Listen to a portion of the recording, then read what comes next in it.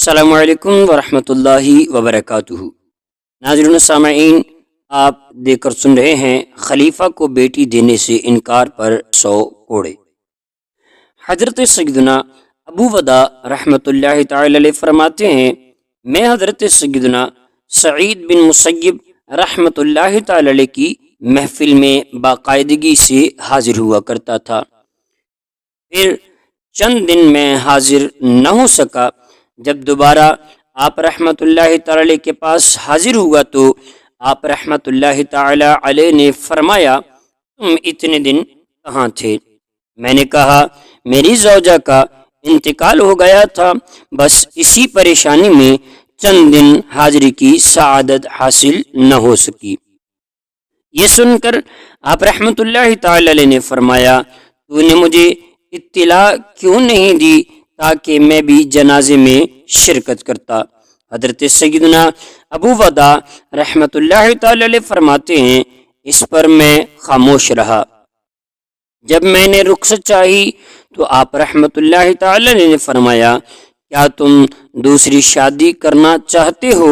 میں نے کہا، حضور میں تو بہت غریب ہوں، میرے پاس بمشکل چند درہم ہوں گے، مجھ جیسے غریب کی شادی کون کروائے گا؟ تو آپ رحمۃ اللہ تعالی علیہ فرمانے لگے، میں تیری شادی کرواؤں گا۔ میں نے حیران ہوتے ہوئے عرض کی، کیا آپ رحمۃ اللہ تعالی علیہ میری شادی کرائیں گے؟ فرمایا، جی ہاں، میں تیری شادی کرواؤں گا۔ پھر آپ رحمۃ اللہ تعالی علیہ نے اللہ تعالی کی حمد بیان کی اور حضور صلی اللہ تعالی علیہ وسلم پر درود و سلام پڑھا اور میری شادی اپنی بیٹی سے کرا دی۔ میں وہاں سے اٹھا اور گھر کی طرف روانہ ہوا۔ میں اتنا خوش تھا کہ میری سمجھ میں نہیں آ رہا تھا کہ کیا کروں۔ پھر میں سوچنے لگا کہ مجھے کس کس سے اپنا قرضہ وصول کرنا ہے، اور اسی طرح میں آنے والے لمحات کے بارے میں سوچنے لگا۔ پھر میں نے مغرب کی نماز مسجد میں ادا کی اور دوبارہ گھر کی طرف چلا آیا۔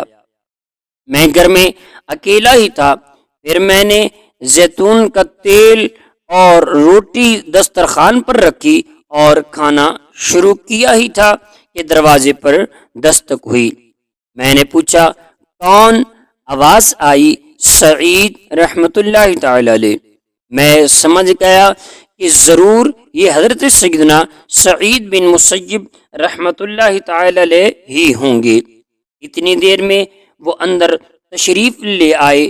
میں نے کہا، آپ رحمۃ اللہ تعالی علیہ مجھے پیغام بھیج دیتے، میں خود ہی حاضر ہو جاتا۔ فرمانے لگے، نہیں، بلکہ تم اس بات کے زیادہ حقدار ہو کہ تمہارے پاس آیا جائے۔ میں نے کہا، فرمائیے، میرے لیے کیا حکم ہے؟ آپ رحمۃ اللہ تعالی علیہ نے فرمایا، اب تم غیر شادی شدہ نہیں ہو، تمہاری شادی ہو چکی ہے۔ میں اس بات کو ناپسند کرتا ہوں کہ تم شادی ہو جانے کے بعد بھی اکیلے ہی رہو۔ پھر ایک طرف ہوئے تو ان کی بیٹی ان کے پیچھے کھڑی تھی۔ انہوں نے اس کا ہاتھ پکڑا اور کمرے میں چھوڑ آئے اور مجھے فرمایا، یہ تمہاری زوجہ ہے۔ اتنا کہنے کے بعد تشریف لے گئے۔ میں دروازے کے قریب گیا اور جب اطمینان ہو گیا کہ آپ رحمۃ اللہ تعالی علیہ جا چکے ہیں تو میں واپس کمرے میں آیا تو اس شرم و حیا کی پیکر کو زمین پر بیٹھے ہوئے پایا۔ میں نے جلدی سے زیتون کے تیل اور روٹیوں والا برتن اٹھا کر ایک طرف رکھ دیا تاکہ وہ اسے نہ دیکھ سکے۔ پھر میں اپنے مکان کی چھت پر چڑھا اور اپنے پڑوسیوں کو آواز دینے لگا۔ تھوڑی ہی دیر میں سب جمع ہو گئے اور مجھ سے پوچھنے لگے، تمہیں کیا پریشانی ہے؟ میں نے کہا حضرت سیدنا سعید بن مسیب رحمۃ اللہ تعالی علیہ نے اپنی بیٹی سے میری شادی کروا دی ہے اور وہ اپنی بیٹی کو میرے گھر چھوڑ گئے ہیں۔ لوگوں نے بے یقینی سے پوچھا، کیا حضرت سیدنا سعید بن مسیب رحمۃ اللہ تعالی علیہ نے تجھ سے اپنی بیٹی کی شادی کرائی ہے؟ میں نے کہا، اگر تمہیں یقین نہیں آتا تو میرے گھر جا کر دیکھو، ان کی بیٹی میرے گھر میں موجود ہے۔ یہ سن کر سب میرے گھر آ گئے۔ جب میری والدہ کو خبر ملی تو وہ بھی فوراً ہی آ گئیں اور مجھ سے فرمانے لگیں، اگر 3 دن سے پہلے تو اس کے پاس گیا تو تجھ پر میرا چہرہ دیکھنا بھی حرام ہے۔ 3 دن تک میں اس کی اصلاح کر لوں، اس کے بعد ہی تو اس سے قربت اختیار کرنا۔ میں 3 دن انتظار کرتا رہا۔ چوتھے دن جب اس کے پاس گیا اور اسے دیکھا تو دیکھتا ہی رہ گیا۔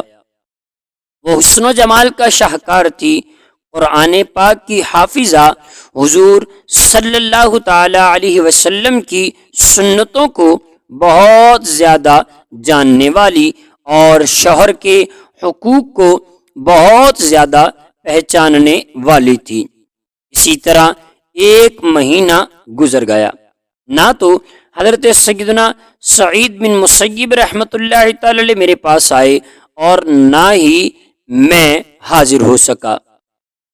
پھر میں ہی ان کے پاس گیا۔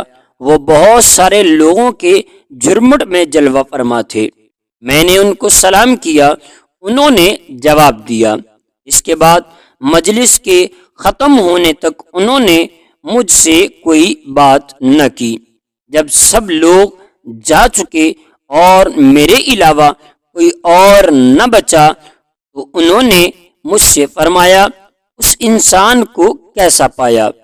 میں نے عرض کی، حضور آپ رحمت اللہ تعالی علیہ کی بیٹی ایسی خوبیوں اور صفات کی حامل ہے کہ شاید کوئی دشمن ہی اسے ناپسند کرے، ورنہ دوست تو ایسی چیزوں کو پسند کرتے ہیں۔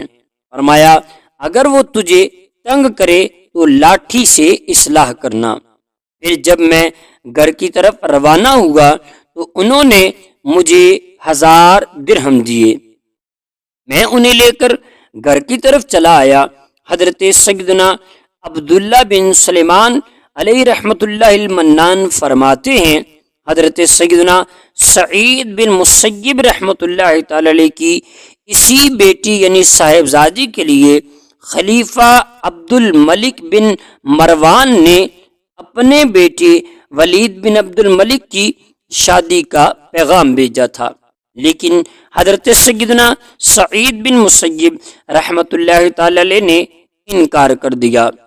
عبد الملک نے ہر طرح کوشش کی کہ کسی طرح آپ رحمت اللہ تعالی علیہ راضی ہو جائیں، لیکن آپ رحمت اللہ تعالی علیہ برابر انکار کرتے رہے۔ پھر وہ ظلم و ستم پر اتر آیا اور ایک سرد رات اس ظالم نے آپ رحمت اللہ تعالی علیہ کو 100 کوڑے مارے اور اون کا جبہ پہنا کر آپ رحمت اللہ تعالی علیہ پر ٹھنڈا پانی ڈلوایا۔ اللہ عز و جل کی ان پر رحمت ہو اور ان کے صدقے ہماری مغفرت ہو۔ ناظرین و سامعین، کہانی اچھی لگی ہو تو لائک، شیئر اور سبسکرائب ضرور کرتے جائیے گا۔ اللہ تعالی ہمیں بھی نیک اعمال کرنے کی توفیق عطا فرمائے۔ السلام علیکم ورحمۃ اللہ وبرکاتہ۔